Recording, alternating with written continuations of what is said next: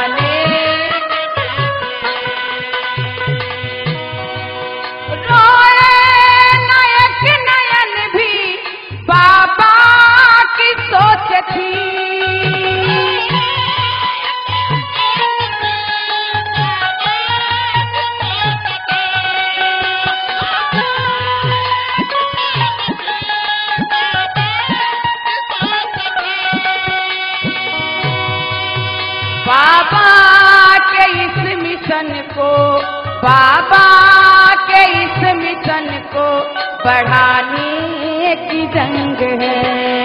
बाबा के इस मिशन को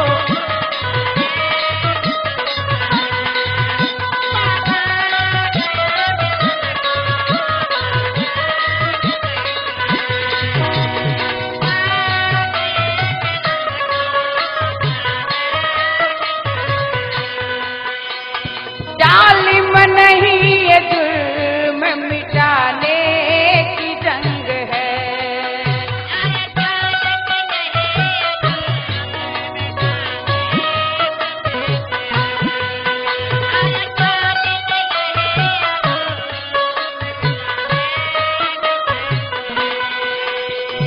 जालिम नहीं ये जुल्म मिटाने की जंग है।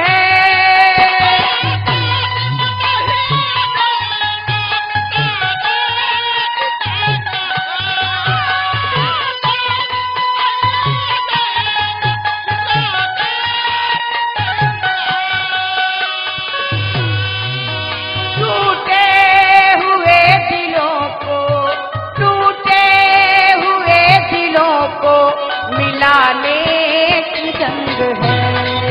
टूटे हुए दिलों को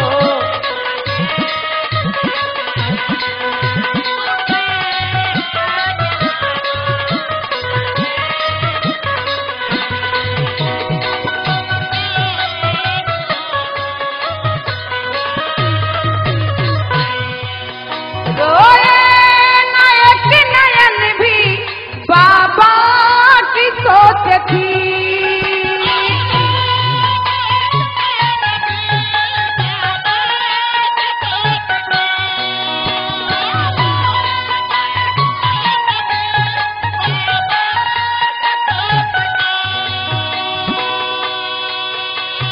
बाबा के इस मिशन को, बाबा के इस मिशन को बढ़ाने की जंग है।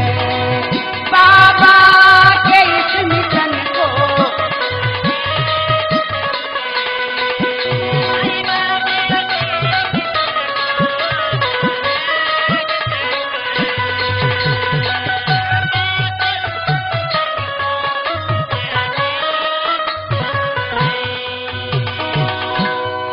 दबे कुचले पौधान के नीचे हमारे समाज के लोग पढ़ने लिखने से वंचित हैं। पढ़ेंगे लिखेंगे शिक्षा के अधीन होंगे, अभी तक थे, लेकिन अभी हमें शिक्षा लेना है, समाज में रहना है, अपने हक और पद के लिए लड़ाई लड़ना है। बाबा साहब की ये सोच थी। कहना है क्या?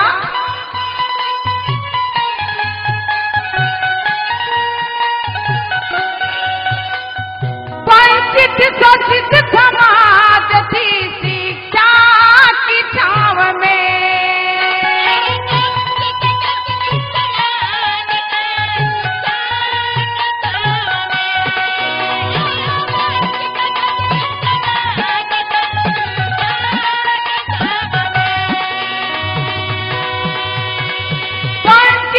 शोषित समाज थी शिक्षा की दाव में, ज्योति बने दिया है, ज्योति बने दिया है दुश्मनी के दाम से।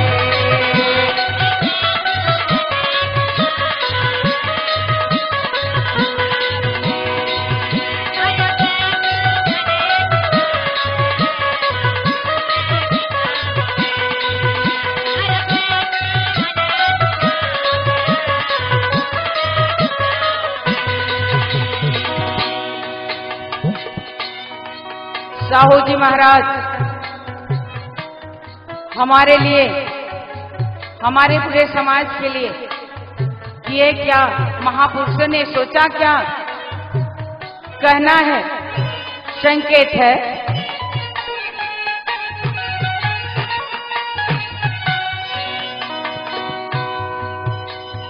साहू ने बाबा साहब के सिर भार दे दिया,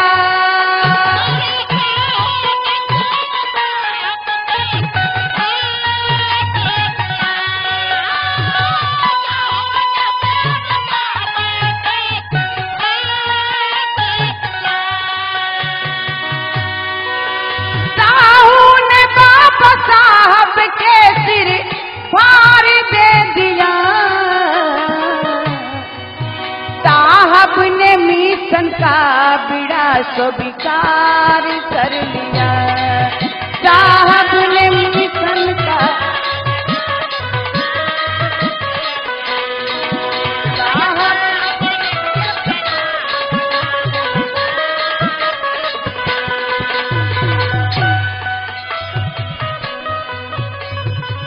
बाबा साहब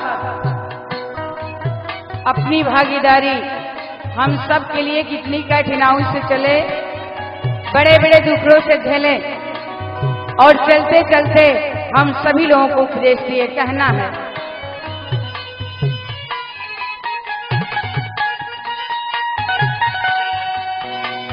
साहब ने भागीदारी का नारा अटल दिया,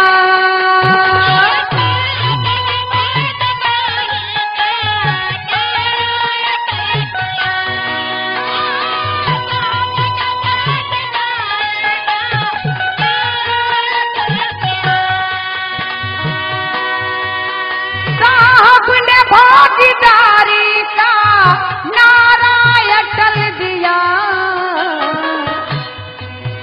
बहुजन यह साहब के पीछे चला दिया, बहुजन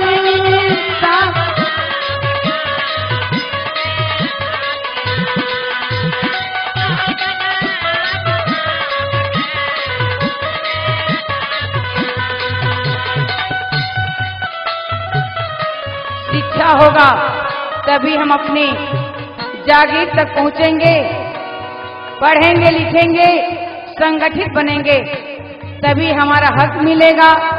पढ़ना लिखना हमारे समाज के लिए आवश्यक जरूरी है। कहना है,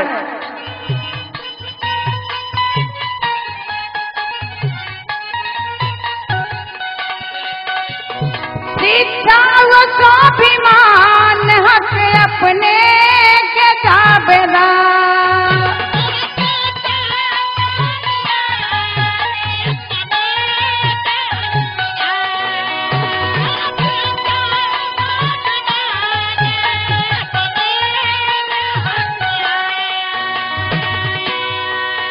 शिक्षा वो स्वाभिमान हक पाने का देहदार,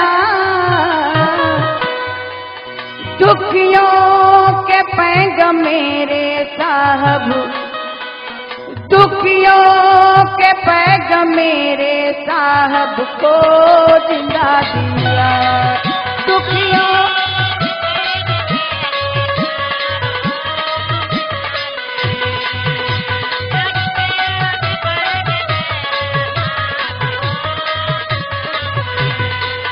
जालिम नहीं ये जुर्म मिटा